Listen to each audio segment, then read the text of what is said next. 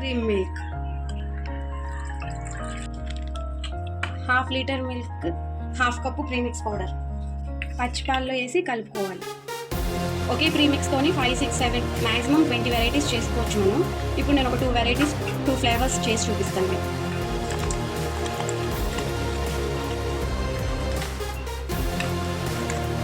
Room టెంపరేచర్కి వచ్చే వరకు ఇలా కలుపుకుంటూ చల్లారి పెట్టుకోవాలి. దీనివల్ల ఏమవుతుందంటే పైన మేగడ అనేది ఫామ్ అవ్వకుండా ఉంటుందన్నమాట. రూమ్ టెంపరేచర్కి వచ్చిన తర్వాత క్లోజ్ చేసి 4 అవర్స్ ఫ్రీజర్లో పెట్టాలి.